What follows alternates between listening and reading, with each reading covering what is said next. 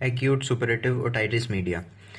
Acute का मतलब होता है जिसका ऑनसेट जल्दी हो, ठीक है। सुपरेटिव पस प्रोड्यूसिंग होता है। ओटाइटिस मीडिया मतलब कि मिडल ईयर डिसऑर्डर। तो acute inflammation of middle ear by pyogenic organism. Pyogenic कौन सा होता है? पस प्रोड्यूसिंग ऑर्गेनिज्म, ठीक है। अब जैसे ये मिडल ईयर है तो इसके अंदर क्या क्या पार्ट्स वो इन्फ्लेमेशन किस किस पार्ट्स की हो सकती है? तो स्टेशन ट्यूब की हो सकती है, ये एटिक रीजन की हो सकती है, एडिटस, ये अपना मिडल ईयर, और एंट्रम और मेस्टोइड एयर सेल, इन सब की जो है इन्फ्लेमेशन हो सकती है एक्यूट सुपरेटिव ओटाइटिस मीडिया में। और ये क्या होता है कि जनरली ना 6 महीने की एज से पहले ज़्यादा देखा गया। तो ये इन्फेंट्स और चिल्ड्रन से ज़्यादा होता है, और पहले ये जनरली वायरल इन्फेक्शन होता है, फिर उसके बाद वो बैक्टीरिया में जब कन्वर्ट हो जाता है तब ये एक्यूट सुपरेटिव ओटाइटिस मीडिया करता है। और इसके फिर रूट ऑफ इन्फेक्शन कहाँ कहाँ से वो इन्फेक्शन आ सकता है और ट्रेवल कर सकता है, वो है जैसे कि होता है।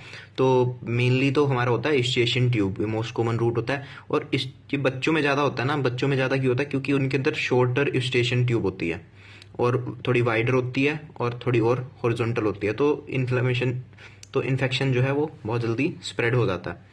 और अच्छा, एक तो ये होगी कि भाई यंग चिल्ड्रन के अंदर शॉर्टर होती है।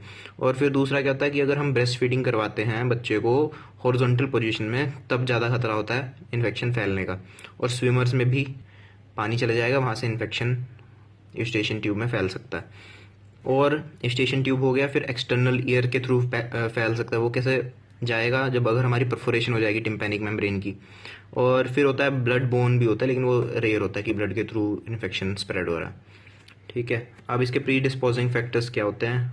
नॉर्मल कोई वायरल इन्फेक्शन हो गया, जैसे कॉमन कोल्ड हो गया, अपर रेस्पिरेटरी ट्रैक इन्फेक्शन हो गया, मीजल्स, डिप्थीरिया, टॉन्सिल एडिनॉइड्स हो गए, rhinitis, sinusitis, inflammation normally structures के, एलर्जी हो गई, कोई ट्यूमर हो गया, फिर क्लेफ्ट पैलेट हो गया। तो ये हो गए हमारे प्री डिस्पोजिंग फैक्टर्स।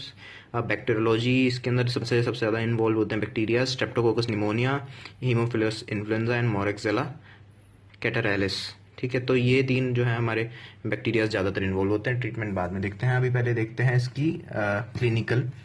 इसके अंदर 5 स्टेजेस होती है क्लिनिकली, और यही मेन इंपॉर्टेंट है एक्यूट सुपरेटिव ओटाइटिस मीडिया में। ये फर्स्ट स्टेज होती है हमारी स्टेज ऑफ ट्यूबल ओक्लूजन। अब इसमें क्या है कि भाई कोई बैक्टीरिया आया, उसने एडिमा कर दिया वहाँ पे, क्योंकि हमारे सेल्स काम, हमारा इम्यून सिस्टम एक्टिवेट हो जाएगा वहाँ पे, फिर एडिमा हो जाएगा। और फिर उससे क्या होगा कि हमारी जो स्टेशन ट्यूब है वो ब्लॉक हो गई। अब अगर वो ब्लॉक हो जाएगी तो फिर वहाँ पे नेगेटिव इंट्राटिम्पैनिक प्रेशर बन जाएगा। ये होता है हमारा स्टेज 1 में ट्यूबल ओक्लूजन हो गया। अब इसमें सिम्टम्स क्या आएंगे? हियरिंग लॉस हो सकता है, एयरेक हो सकता है, और इसके अंदर कोई फीवर नहीं होता। साइंस में क्या हो सकता है कि टिम्पैनिक मेम्ब्रेन रिट्रैक्ट हो जाएगी थोड़ी सी, या handle of malleus more horizontal हो जाएगा। और ट्यूनिंग फोक टेस्ट जब हम करते हैं तो इसमें कंडक्टिव डेफनेस आएगी, क्योंकि कंडक्टिव ही आएगी ना, आगे थोड़ी गया कुछ, ठीक है। फिर ये तो होगी फर्स्ट स्टेज। फिर सेकंड हमारी स्टेज आती है स्टेज ऑफ एक्सुडेशन और प्री सुपरेशन। अभी सुपरेशन नहीं हुआ है, उससे पहले की स्टेज है। इसमें क्या होगा कि अगर ट्यूबल ओक्लूजन काफ़ी देर तक है तो फिर जो बैक्टीरिया है वो इन्वेड कर जाएगा टिम्पैनिक मेम्ब्रेन को, और वो अंदर जाके फिर इन्फ्लेमेशन और पस बनाएगा, ठीक है। तो इसके अंदर सिम्टम्स में मेनली एक तो ईयर एक होगा, टिम्पैनिक मेम्ब्रेन परफोरेट हो गई है, बैक्टीरिया आगे जाके इन्फ्लेमेशन और पस कर रहा है। तो वही इसमें हाई फीवर आता है बच्चों में, और एडल्ट्स में टिनिटस भी हो सकता है। टिनिटस आवाज़ सुनती रहती है थोड़ी थोड़ी। और और इसके साइंस में क्या आएगा भाई? इसके अंदर आता है, हाँ, क्या होगा कि एक कार्ट व्हील अपीयरेंस दिखती है। उसमें क्या होता है, कार्ट व्हील अपीयरेंस के अंदर अब वहाँ पे इन्फ्लेमेशन हो गई है तो फिर वहाँ पे ब्लड सप्लाई जो है वो बढ़ जाती है, ब्लड वेसल्स आ जाती हैं हमारी हैंडल ऑफ मेलियस पे, कंजेशन हो जाता है पास टेंसा का, और ट्यूनिंग फॉर टेस्टोकंडक्टिव ही होगा अभी। फिर हमारी थर्ड स्टेज आती है स्टेज ऑफ सुपरेशन। अब इसमें क्या है कि भाई वो पस जो है वो बहुत ज़्यादा फिल हो गई है, तो tympanic membrane starts bulging point of rupture.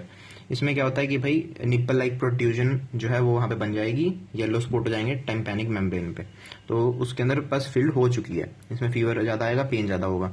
फिर आएगा हमारा स्टेज ऑफ रेजोल्यूशन, इसमें हो जाएगा रिलीज ऑफ पस। तो अब जब पस निकल गई तो फिर फीवर भी गया, एरेक भी गया, और ब्लड डिस्चार्ज हो जाएगा पस के बाद। उसके बाद आती है स्टेज ऑफ कॉम्प्लिकेशंस। क्या हो सकती हैं इसकी? एक्यूट मास्टाइटिस हो सकता है, सब पेरियोस्टल एब्सेस बना सकता है, फेशियल पैरालिसिस हो सकती है, मेनिंजाइटिस हो सकती है, एक्सेट्रा। तो ये हमारी 5 मेजर इसकी स्टेजेस हो गई, ठीक है। अब इसका ट्रीटमेंट पे बात आते हैं। तो ट्रीटमेंट में डीकंजेस्टेंट दे देंगे, एनाल्जेसिक और एंटीपायरेटिक्स दे देंगे हमारे पेन को और बुखार को कम करने के लिए, ईयर टॉयलेट कर देंगे। और फिर मेनली इसमें क्या आता है, सर्जिकल में 2 आते हैं, एक तो मारिंगोटॉमी, उसके अंदर क्या होता है कि इंसीजन दे के हम पस ड्रेन कर देते हैं, और एक होता है टिम्पैनोसेंटेसिस, इसके अंदर क्या करते हैं, निडल से एस्पिरेट कर देते हैं पस को, ठीक है। ये तो हो गए हमारे सर्जिकल, ठीक है। और ऊपर वाले थे हमारे मेडिकल वाले। तो उसमें हमारे पास जो एंटीबायोटिक जब हम देते हैं ना, तो हम उसको, जैसे हमने एक एंटीबायोटिक दे दी, उसके बाद हम उसे 2 से 3 दिन तक देखेंगे, ठीक है। और अगर वो गुड रिस्पॉन्स आता है तो फिर 10 दिन वेट करेंगे और अपने आप रेजोल्यूशन हो जाना चाहिए। लेकिन अगर हमारा 2-3 दिन के अंदर हमारा रिस्पॉन्स सही नहीं आ रहा है, पेन और फीवर बढ़ ही जा रहा है, तो फिर हम उसको एंटीबायोटिक चेंज कर देंगे और फिर 10 दिन बाद देखेंगे। अगर रेजोल्यूशन हो गया है तो सही बात है, और अगर रेजोल्यूशन नहीं हुआ है, अगर फीवर और पेन रहता है, तो फिर हम उसके बाद एंटीबायोटिक हम रेगुलर रखेंगे, चेक करेंगे 12 वीक्स के बाद। अगर वो सब कुछ ठीक हो जाता है तो ठीक है, लेकिन अगर वो नहीं होता है तो फिर वो करता है परसिस्टेंट इफ्यूजन अगर कर दी तो मतलब वो उसने कर दिया ओटाइटिस मीडिया विद इफ्यूजन, जो हम अगला टॉपिक देखेंगे। तो उसका ट्रीटमेंट अलग है ओटाइटिस मीडिया विद इन्फ्यूजन वाला, ठीक है। तो मेनली ये है हमारा एक्यूट सुपरेटिव ओटाइटिस मीडिया, इसमें इतना ही करना है।